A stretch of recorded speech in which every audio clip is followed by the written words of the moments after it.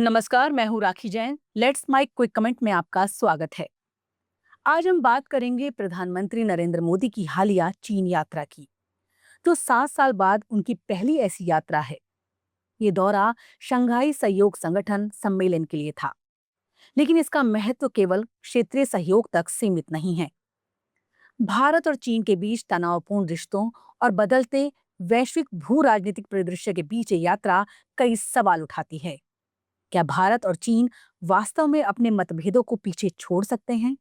क्या ये दौरा अमेरिकी टैरिफ युद्ध के जवाब में भारत की कूटनीतिक रणनीति का हिस्सा है? और सबसे महत्वपूर्ण, चीनी मीडिया इसे कैसे देख रहा है? आइए इस यात्रा का विश्लेषण करें, तथ्यों और आंकड़ों के साथ भारत के नजरिए से। प्रधानमंत्री नरेंद्र मोदी 31 अगस्त से 1 सितंबर तक चीन के तियानजिन में थे, जहां उन्होंने एससीओ सम्मेलन में हिस्सा लिया और चीनी राष्ट्रपति शी जिनपिंग के साथ द्विपक्षीय मुलाकात की। ये यात्रा 2020 की गलवान झड़प के बाद भारत चीन संबंधों में तनाव के बाद पहला मौका था, जब दोनों देशों के शीर्ष नेता चीन की धरती पर आमने सामने मिले। भारतीय विदेश मंत्रालय के मुताबिक दोनों नेताओं ने सीमा पर शांति, कैलाश मानसरोवर यात्रा की बहाली और सीधी उड़ानों को फिर से शुरू करने पर सहमति जताई। लेकिन क्या ये मुलाकात केवल प्रतीकात्मक थी या इसके पीछे गहरी कूटनीतिक रणनीति है? भारत के लिए ये यात्रा कई मायनों में महत्वपूर्ण है। पहला, ये दौरा ऐसे समय में हुआ है जब भारत और अमेरिका के बीच व्यापारिक तनाव बढ़ रहा है। अमेरिकी राष्ट्रपति डोनाल्ड ट्रंप द्वारा लगाए गए 50% टैरिफ ने भारत के लगभग 48 अरब डॉलर के निर्यात को प्रभावित किया है। विदेश मंत्रालय के प्रवक्ता ने कहा कि भारत किसी भी बाहरी दबाव का सामना करने के लिए तैयार है, लेकिन ये स्पष्ट है कि भारत वैकल्पिक आर्थिक और कूटनीतिक साझेदारियों की तलाश में है। चीन के साथ भारत का व्यापार असंतुलन भी एक बड़ा मुद्दा रहा है। 2024-25 के आंकड़ों के अनुसार भारत ने चीन को 14.25 अरब डॉलर का निर्यात किया, जबकि आयात 113.46 अरब डॉलर का था। यानी व्यापार घाटा 99.21 अरब डॉलर का रहा। इस असंतुलन को कम करने के लिए भारत ने चीनी निवेश और व्यापार को बढ़ावा देने की दिशा में कदम उठाए हैं, लेकिन साथ ही राष्ट्रीय सुरक्षा को प्राथमिकता दी है। प्रधानमंत्री मोदी ने शी जिनपिंग के साथ मुलाकात में कहा, भारत और चीन के संबंधों को किसी तीसरे देश के नजरिए से नहीं देखा जाना चाहिए। ये बयान अमेरिकी प्रभाव से दूरी बनाने की कोशिश के रूप में देखा जा रहा है। साथ ही सीमा विवाद पर दोनों नेताओं ने निष्पक्ष, उचित और पारस्परिक रूप से स्वीकार्य समाधान की बात की, जो गलवान झड़प के बाद सेना की वापसी और शांति की दिशा में प्रगति को दर्शाता है। चीन के अखबारों और संपादकियों ने इस यात्रा को सकारात्मक लेकिन सतर्क दृष्टिकोण से देखा है। चीनी अखबार ग्लोबल टाइम्स ने लिखा है, मोदी की यात्रा भारत चीन संबंधों में एक नया अध्याय शुरू करने का अवसर है, खासकर तब जब दोनों देश वैश्विक आर्थिक चुनौतियों का सामना कर रहे हैं। अखबार ने यह भी उल्लेख किया कि अगस्त 2025 में चीनी विदेश मंत्री वांग यी की भारत यात्रा ने इस दौरे की नींव रखी थी। हालांकि चाइना डेली ने एक संपादकीय में चेतावनी दी है कि भारत और चीन के बीच विश्वास का निर्माण समय लेगा, क्योंकि ऐतिहासिक और जियोपॉलिटिकल मतभेद गहरे हैं। इसने भारत की क्वाड गठबंधन में सक्रिय भूमिका पर भी सवाल उठाए, जिसे चीन अमेरिका प्रेरित चीन विरोधी गठजोड़ के रूप में देखता है। वरिष्ठ पत्रकार सेबल दासगुप्ता, जो चीन में रह चुके हैं, ने बताया कि चीनी मीडिया इस यात्रा को ट्रंप और रूसी राष्ट्रपति व्लादिमीर पुतिन के परिप्रेक्ष्य में देख रहा है। वो इसे भारत की रणनीतिक स्वायत्तता की कोशिश के रूप में प्रचारित कर रहे हैं।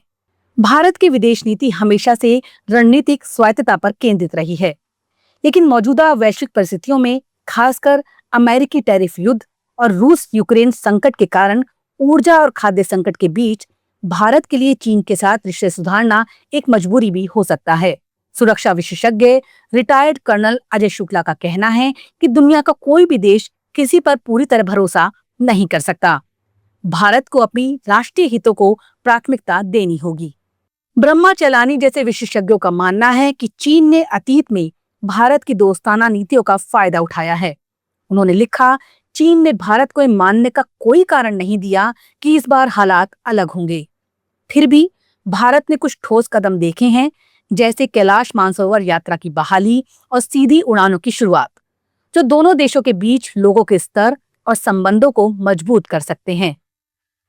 भारत के लिए चीन के साथ सहयोग आर्थिक और सामरिक दोनों दृष्टिकोण से महत्वपूर्ण है।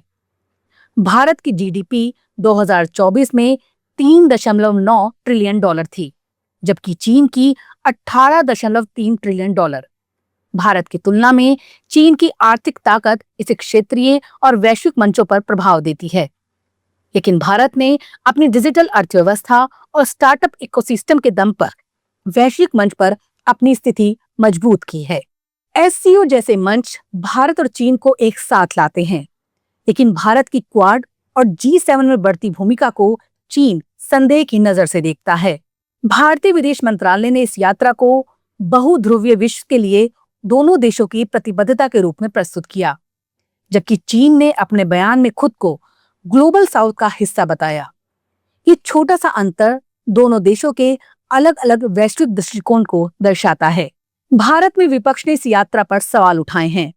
कांग्रेस पार्टी ने पूछा कि क्या इस मुलाकात में अमेरिकी टैरिफ पर कोई ठोस चर्चा हुई। विदेश सचिव विक्रम मिस्री ने स्पष्ट किया कि दोनों नेताओं ने वैश्विक आर्थिक स्थिति पर बात की, लेकिन मुख्य फोकस द्विपक्षीय संबंधों पर रहा। विपक्ष का यह भी कहना है कि सरकार को चीन के साथ रिश्ते सुधारते समय सीमा विवाद और राष्ट्रीय सुरक्षा पर कोई समझौता नहीं करना चाहिए।